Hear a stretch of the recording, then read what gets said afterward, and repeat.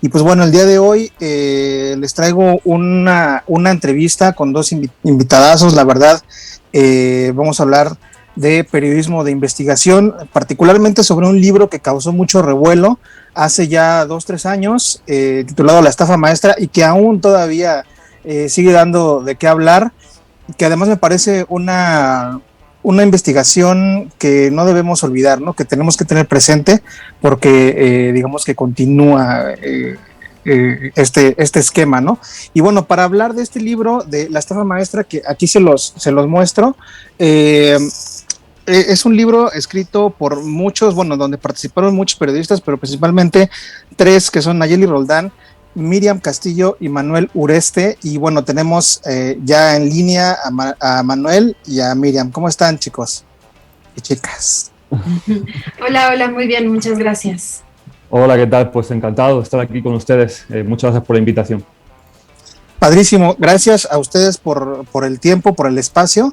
Y pues bueno, vamos a entrar en materia rapidísimo. La estafa maestra, como ya lo comenté, pues bueno, ha sido una investigación de las más importantes en la última década, quizá en México, que ha revelado un esquema de corrupción gigantesco. Quisiera empezar, ¿cómo fue que llegaron a esta historia? ¿Cómo la encontraron? Y de ahí cómo se fue desarrollando toda esta parte del proceso de investigación. Pues Miriam, ¿quieres empezar? Gracias, Manu. Empezamos con lecturas de nota diaria, de publicaciones y declaraciones que realizó en su momento el auditor superior de la Federación, que señaló que había malos manejos con presupuesto de las universidades, así de general era la declaración. Se habían desarrollado auditorías al menos 2 años consecutivos, y fue a partir de las declaraciones que hizo el auditor en la prensa y de algunas publicaciones que hicieron algunos compañeros de manera, digamos, cubriendo esos eventos en particular, es que en las redacciones de Mexicanos contra la Corrupción y de Animal Político, en ese momento en vías paralelas, empezamos a hacer la revisión de algunos expedientes, más bien de algunas auditorías, y empezar a tratar de entender hacia dónde o cómo estaba el sistema de desvío. Claro, estamos hablando de 128 empresas fantasma, que generaron alrededor de casi 8,000 millones de pesos, ¿no? Que eran del erario público y que, bueno, fueron desviados, como dices. Sobre esta parte del proceso de investigación, ¿cómo le hace un periodista de investigación para juntar todos estos miles de documentos, ¿no? Toda esta información y compilarla en algo, pues, que la gente lo pueda entender? Bueno, la verdad que fue un proceso muy largo. Sí, creo que al final estuvimos como 1 año aproximadamente en esta investigación. Y bueno, evidentemente no empezamos con la idea de vamos a hacer la estafa maestra, ¿no? O vamos a publicar la estafa maestra. Fue como comentaba Miriam, un proceso progresivo, donde empezamos a analizar estos informes de auditoría que la verdad son muy aburridos, pero que era como el paso 1, el paso 0, por así decirlo. Y en esos informes empezamos a ver que había pues unas coincidencias en cómo de diferentes dependencias del gobierno federal salía dinero a través de las universidades que violaban la ley de adquisiciones o parte de la ley de adquisiciones para que acabara el dinero, como decías, en estas empresas fantasma. Entonces, cuando empezamos a ver todo esto, empezamos a solicitar empezamos a hacer muchísimas solicitudes de información. Creo que al final fueron como 500 a diferentes, tanto a Pemex, Edesol, Banovas, etcétera, como a las universidades. Fue toda una batalla que nos respondieran esa solicitud de información. De inmediato se cerraron a darnos la información, pero checando con el INAI, que por cierto creo que es más necesario que nunca, en esta investigación fue imprescindible y creo que lo va a seguir siendo y lo es ahora mismo, gracias también a esta, fuimos a preguntarle al INAI cómo podríamos, obtener esta información que no nos querían dar, y conseguimos una parte buena de esa información. A partir de esto, y junto con otras 9 herramientas que utilizamos para rastrear información pública de las empresas y de los convenios, empezamos a tener una base de datos que te podrás imaginar es monstruosa. Creo que son más de 13.000 celdas, cada vez que la veo todavía me tira para atrás. Y aquí fue determinante la participación también, como decías antes, de muchos compañeros, tanto del Animal Político como de Mexicanos contra la Corrupción, para poder darle un orden a esa mega base de datos, ¿no? Para poder poner todo sistematizado y que esa base de datos empezara a arrojarnos cosas interesantes, ¿no?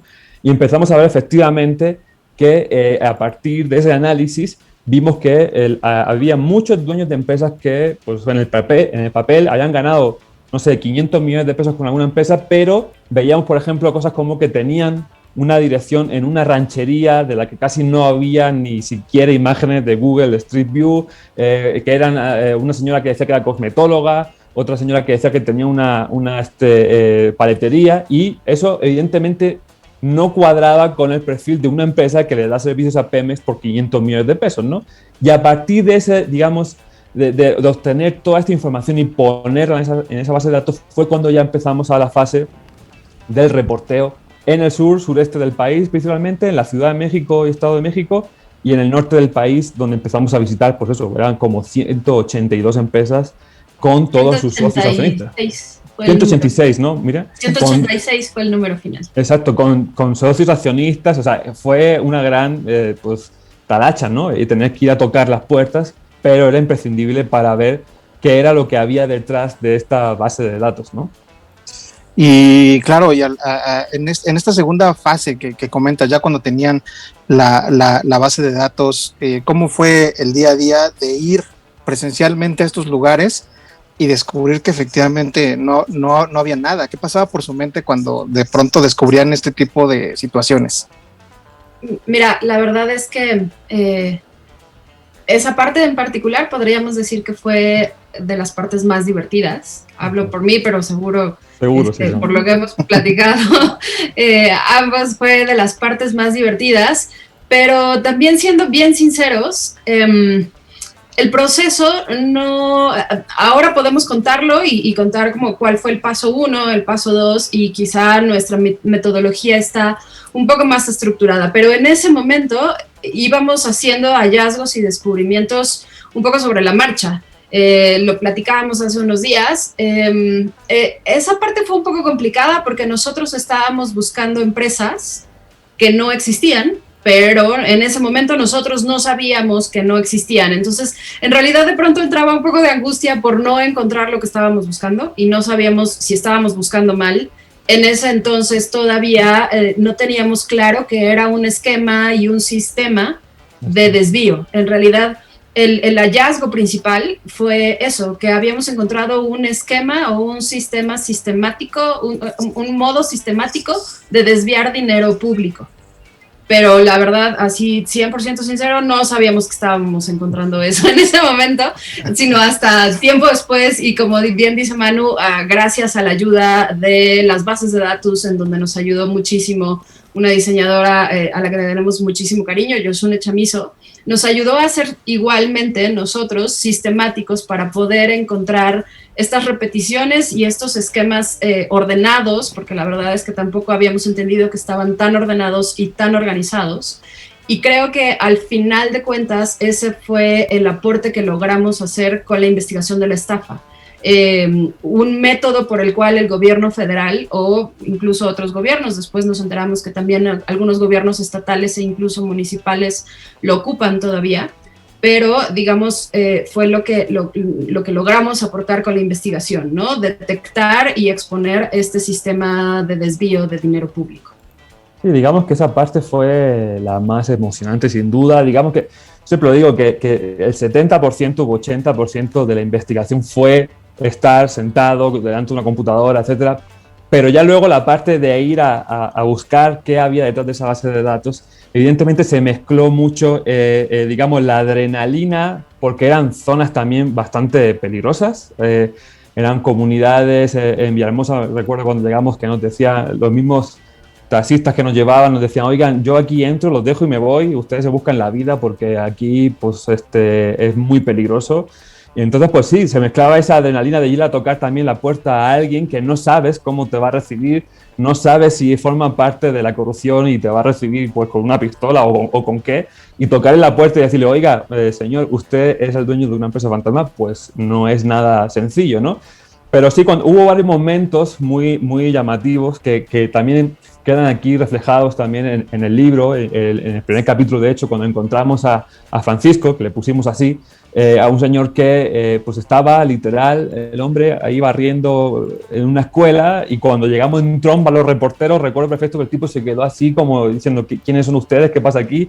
Dejó las cosas a un lado y empezamos a hacerle preguntas, lo bombardeamos de, oiga, usted tiene una empresa así, asado, y ya, claro, el señor empezó a decir que sí, pero no sabía muy bien. Entonces fueron momentos en los que nos dimos cuenta que evidentemente el perfil de lo que teníamos ante nuestros ojos pues no era lo que estábamos viendo en los documentos, ¿no? De un señor que en teoría era el magnate del pueblo, ¿no? Que había ganado 500 millones de pesos con una empresa, y sin embargo lo veíamos al hombre, y además nos dijo hasta un vecino, no hombre, no, si él es el que hace las chambitas ahí en la escuela, o sea, él no tiene ninguna empresa petrolera ni nada de eso, ¿no? Entonces hubo momentos muy, muy interesantes y muy llamativos que quedan reflejados precisamente en el libro, ¿no? En algún momento de esta parte, ¿ustedes realmente se sintieron en peligro? O sea, realmente con ganas incluso hasta de claudicar y decir, me estoy metiendo en algo muy grande, o siempre estuvieron estoicos, ¿no? Tenemos que sacar esta historia. Quizá yo la palabra que usaría no sería estoicos, sino imprudentes. Insisto, y Manu lo dijo al inicio, tampoco fue que un día nos sentáramos y dijéramos, vamos a encontrar un sistema de corrupción. La verdad es que no, y también creo que los reporteros solamente...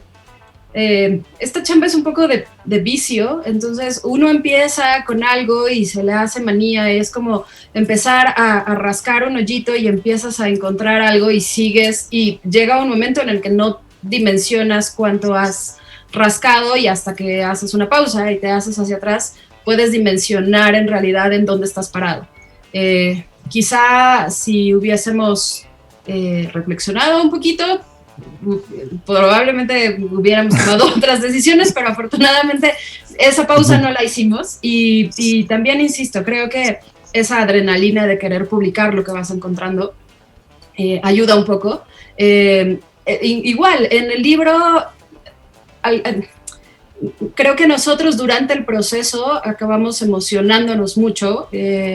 Pueden preguntarle tanto a los colegas, a nuestros jefes e incluso a nuestras familias. No hablábamos de otra cosa, no teníamos mucho tema de conversación, era aburridísimo hablar con nosotros en esa temporada, porque empezabas a ubicar y a ver que había mucho más involucrado más allá que solamente dependencias y universidades.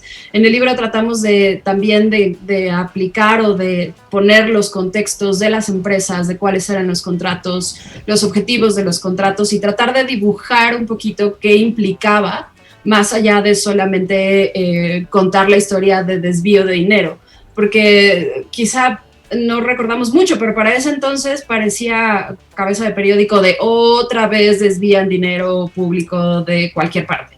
Entonces, pues tratamos de integrarlo, de darle un sentido distinto, de indignación incluso, tratando de encontrar esta parte que a nosotros nos movía, de querer saber en dónde estaba el dinero de programas públicos dedicados a la pobreza, además. Yo creo que hubo momentos, efectivamente, como dice Miriam, yo creo que no nos paramos nunca así como a pensar demasiado, y creo que eso lo aplicamos incluso para otros trabajos que hemos hecho antes y después, ¿no? Es decir, si te pones a pensar las implicaciones que puede tener y lo que puede suceder, creo que pues no publicaríamos muchas cosas, ¿no? Yo creo que en este caso sí hubo varios momentos donde yo recuerdo un momento en una junta en la que básicamente expusimos todo la hipótesis, ¿no?, de gobierno federal desviando miles de millones de pesos de una manera sistemática a un sistema de corrupción del gobierno federal, no las universidades, que también participan como bisagra del fraude, pero no era lo que se había publicado de las universidades desvían dinero, sino gobierno federal, 11 dependencias del gobierno federal desviando miles de millones de pesos. Cuando llegamos a esa hipótesis, sí recuerdo que esa noche sí fue así difícil de dormir, ¿no? Es decir, bueno, ¿con quién nos estamos metiendo? El alcance es enorme, pero evidentemente sabemos en el país en el que estamos parados. Sabemos que es un país, desgraciadamente, uno de los países más peligrosos del mundo para el periodismo. Evidentemente sí te genera una inquietud, pero también procuras concentrarte en tu trabajo y seguir adelante. Y sí recuerdo también cuando ya faltaba poco para la publicación de la investigación, pues también los nervios lógicos, ¿no? Es decir, además de la seguridad, también los nervios de decir, bueno, y si hemos hecho un buen trabajo, pero y si por ahí se queda un cabo suelto y mañana alguien nos dice, oigan, yo sí existo, yo soy una empresa fantasma, era también una exigencia que teníamos por parte de Animal Político y de Mexicanos contra la Corrupción, de que eso obviamente jamás podría pasar. Y evidentemente no pasó porque, bueno, se hizo bien el trabajo, pero siempre está ¿no? Esa cosa que te queda en el estómago de a ver cómo nos va a ir, a ver cómo va a ser la reacción de los implicados, porque aunque se les buscó, ninguno quiso realmente, pues, dar la cara, dar ninguna entrevista, etcétera, salvo algún comunicado suelto por ahí que mandó la SEP y Pemex, creo. Y pues también te queda esa cosa de, bueno, a ver cómo van a reaccionar, ¿no? Y recuerdo hasta incluso cuando publicamos que la gente nos decía, están locos, ¿por qué ponen su fotografía en la investigación? Los van a matar, etcétera. Evidentemente todo eso te genera una presión, ¿no? Pero bueno, afortunadamente creo que no hubo tampoco mayor problema y bueno, se pudo publicar la investigación y bueno, pues aquí seguimos. Afortunadamente para todas y todos. Y bueno, ya después de todo este nervio, ¿no? Y de todo esto, pues bueno, la investigación, la estafa maestra da un brinco monumental, nominados por ahí al premio Gabo, ¿no? Ganadores del premio Ortega y Gasset, ¿no? De periodismo como mejor investigación. La BBC de Londres los retoma, ¿no? ¿Cómo ustedes recibieron ya al final todo este impacto?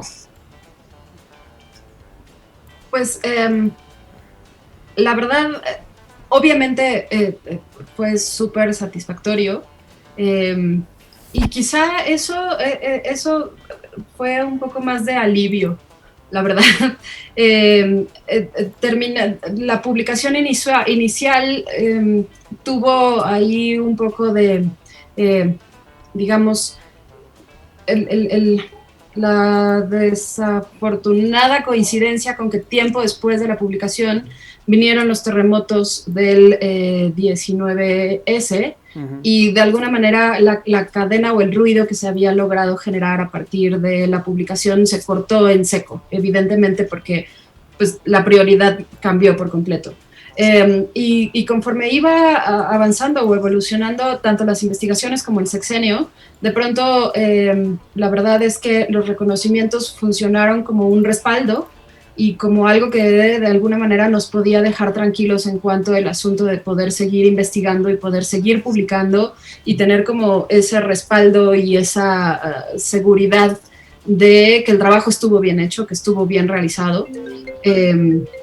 Como bien dice Manu, de pronto pues no es como que desconfiemos de nosotros mismos, pero el síndrome del impostor siempre está dentro de nosotros. Entonces el tener esos reconocimientos más que nada creo que fue algo que vino a darnos cierto empuje, y también afortunadamente logró ser un reconocimiento para un equipo, porque en realidad, como tú bien decías, participamos como autores o como principales Nayeli Roldán, Manu y yo, pero en realidad somos el trabajo concreto fue de 18 personas de ambas redacciones, y entonces pues también es un reconocimiento para un trabajo colectivo.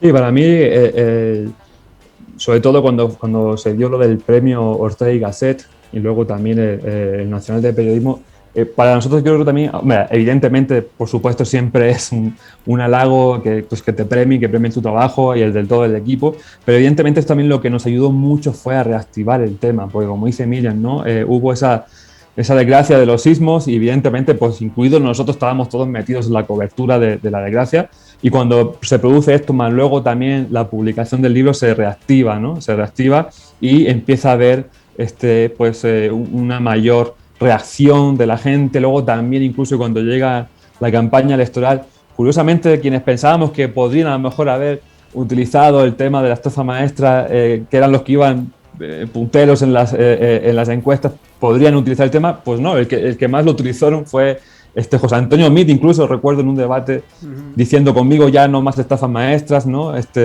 Y bueno, y luego también pues ya cuando digamos se inicia todo el proceso en contra de Rosario Robles, que hoy día pues, está muy, muy vigente, de nuevo el tema vuelve a cobrar en la actualidad pues mucha relevancia, ¿no? Aunque bueno, el tema de Rosario Robles siempre también lo hemos dicho, parece que la estafa maestra se quedó en Rosario Robles, y la estafa maestra pues son lo que hemos dicho, 11 dependencias de gobierno, incluido Pemex, ¿no? Por ejemplo, el señor Lozoya, que sí está imputado de esa manera en su casa, pero más bien por el tema de Odebrecht y no por el tema de la estafa maestra. Hay gente incluso que lideraba dependencias como Banobras, que hoy son gobernadores, por ejemplo. En fin, el tema sigue todavía muy, muy vigente. Y bueno, por eso creo también pues, la importancia también de seguir pues que la gente pueda leer el libro y que sepa bien de qué se trata y todas las personas que hay todavía implicadas y que están en la impunidad, ¿no? Claro, pues Miriam, Manuel, la verdad que les agradecemos esta conversación. La verdad es que podríamos pasar bastantes horas platicando sobre esto, sobre todo su trabajo y sobre todo lo que han aportado al periodismo de investigación en México. Pues nada, muchísimas gracias a los dos. No, muchas gracias a ustedes, siempre se agradece de veras el tiempo, el respaldo, y pues nada, estamos muy a la orden y muy a la disposición siempre. Muchísimas gracias por el espacio. Muchas gracias y nada más decir que pueden conseguir el libro hoy día en cualquier librería prácticamente, y pues gracias por el espacio y un gusto estar aquí con ustedes. Oigan, muchas gracias. Sí, eso nos preguntaba la gente ahorita en los mensajes, que dónde lo podían encontrar, que dónde podían conseguir ese libro. Digamos que hay suficiente distribución, ¿no?, para encontrarlo prácticamente en cualquier librería. Cualquier librería ahorita lo tiene, las librerías digitales también lo tienen posible. La ventaja ahorita es que hay una versión más chiquita, más portátil, y es todavía más barata que la primera edición. Okay. Entonces la verdad es que también para los viejitos y románticos del papel, pues todavía nos gusta tenerlo en Claro, sí. Claro. Muy bien, bueno, pues un abrazo, una felicitación por su trabajo, porque al final, pues más allá de cualquier cosa, pues es un trabajo bien hecho, ¿no? Que ahorita nos cuentan una parte, que creo que la previa siempre es interesante conocerla, y a ver si en otro momento nos cuentan después de la publicación, porque ya también ahí tiene otro tipo de implicaciones, pero ha sido un gusto escucharlos en este espacio aquí con Tony. Gracias. Gracias.